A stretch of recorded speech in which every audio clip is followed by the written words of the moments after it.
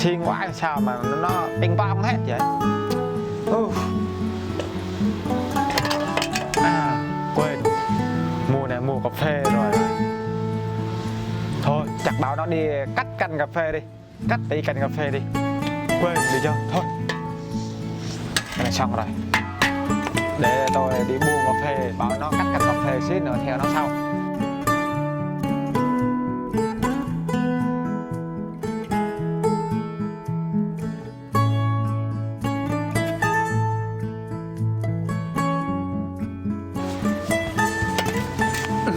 Làm gì mày? Đang nhanh bắt cái. À dù, mà có bạn gái luôn. Có. Thế năm sau mày thích cưới không? Ồ, ai mà chẳng thích chứ. Người ta cũng thích con mà. Thế muốn cưới phải làm gì biết không? Con không biết. Phải có tiền. Giờ cà phê mọc cành nhiều lắm rồi. Sùm kia này. Suốt ngày điện thoại. Giờ đi làm nha. Đi làm à? Ừ. Thôi, không được. Nhớ nha, đi làm nha. Dạ. Để nhớ biết cắt cành cà phê không? Ồ, con biết chứ. Con giỏi lắm. Không biết. Con đi làm á, canh cà phê đủ đẹp lắm. Biết đúng không? Biết. Đây bên nào, để bố. Đi coi con được. Con để con làm. Ok, để bộ lên vào cắt nha. Được. Nhớ để cắt cành cà phê nha. Được. Rồi. Cái gì con làm cũng được hết. Chỉ xài con không có vợ thôi.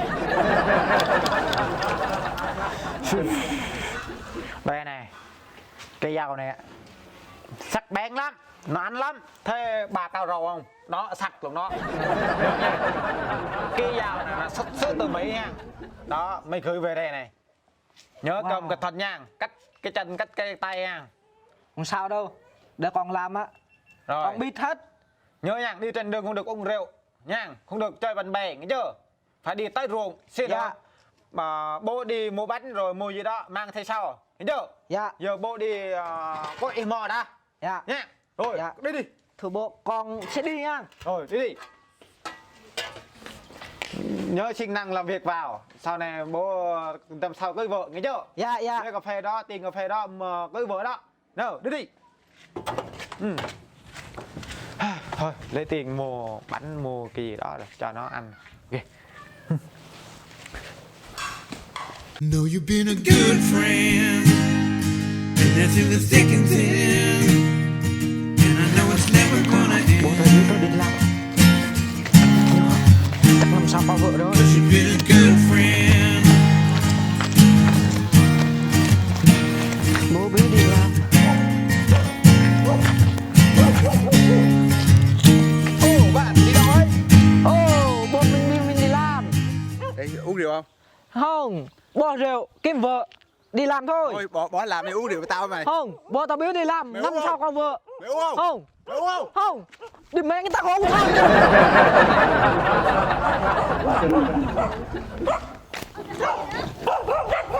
Ôi rượu của tôi ơi, sao tao nỡ ném nó đi rồi luôn mẹ ơi, chết mẹ tôi rồi, rượu quá thôi kia mà trả được tao. Đồ, cái thằng kia. Mình đang đi làm mà biếu mình uống rượu. Từ sáng sớm mà kêu mình đi uống rượu rồi. Địt mẹ từ ghê thế cả. Tôi nhìn không uống mà muốn vần mình luôn. Ôi, cần tới ruộng rồi.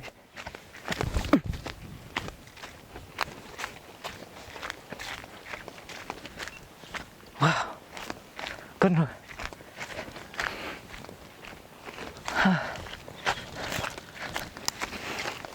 Bố không biết mình đến làm.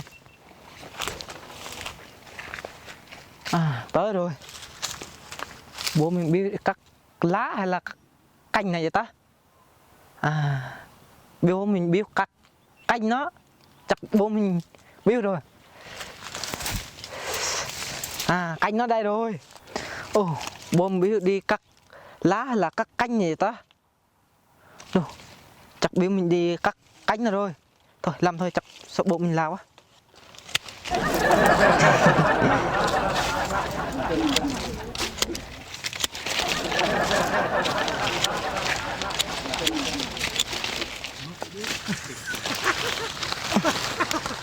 Cứng quá. Wow.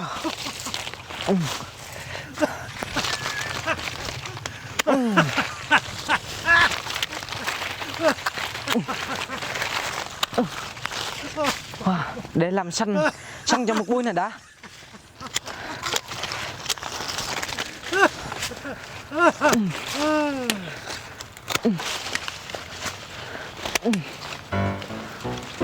Wow. Wow, làm có một tí rồi, sắp xong rồi. Wow, sườn ghê thật ạ. Wow, làm nhẹ như thế này, năm sau bộ mình biết mình lơ vợ. Sướng quá. Wow. Wow. Wow, sườn ghê thật ạ.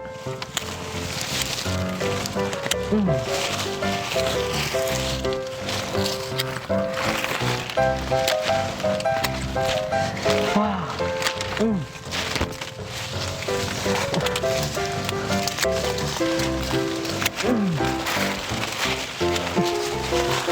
Wow, tôi sẽ cắt hết mấy cành này luôn để bộ tao đi trên này cho bộ tao bất ngờ luôn.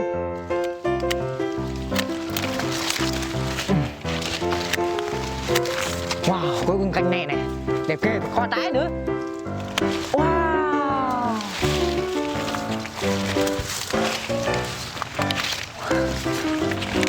Wow. Wow. Wow. Wow. Bây giờ sắp xong rồi, đồ cũng đẹp rồi. Wow. Cũng sắp xong rồi. Wow. Được khoảng mấy cây kỳ cao á, léo nó mới được.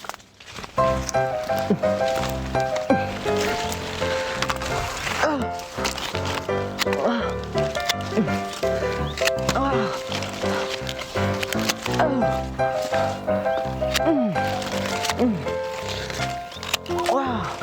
Wow. Wow.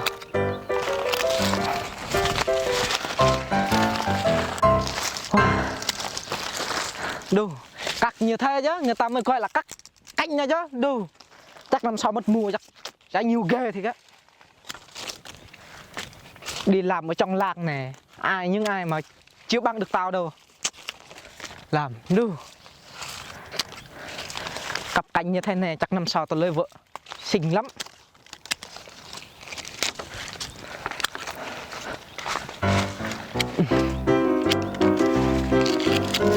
Để làm sao cho nó có trái, canh nó to to, trái nó cũng to to luôn.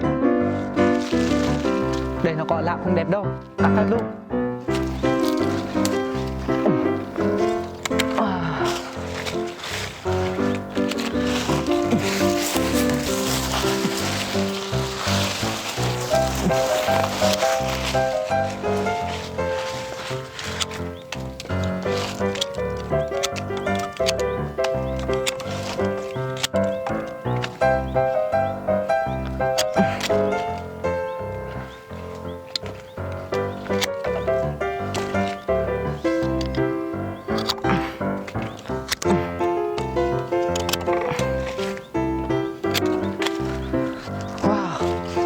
Đẹp ghê thì cả.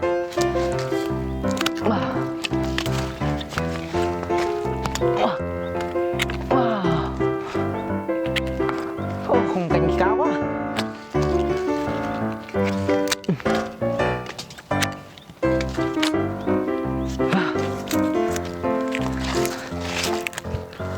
Wow, đẹp.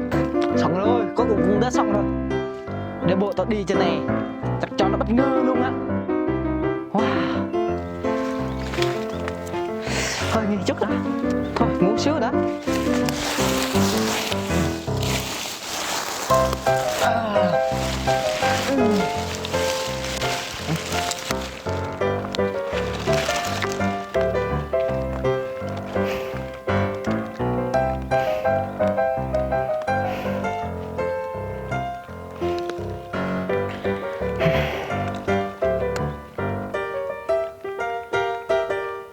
Know you've been a good friend, and that's in the thick and thin.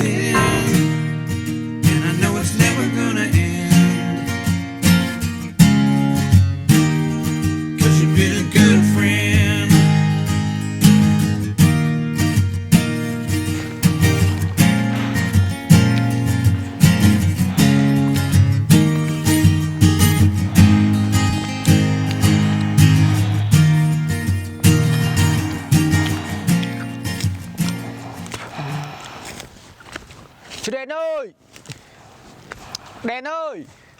Đồ ta. Đen ơi. Đen ơi. Dạ bố. Bố nó đi à? Sao nằm ở đây em không làm vậy? Ồ, tại vì trời nắng quá, con muốn ngủ á bố. Giờ cắt cành cà phê chưa? Dạ, có mới cắt xong nè. Đâu? Đó, thấy chưa? Cái này hả? Dạ, đây đây. Đây, giờ tôi một người cắt đấy. Đây. Đây, dùng một tay của bố giỏi lắm. Có trai không? Ủa, sao vậy?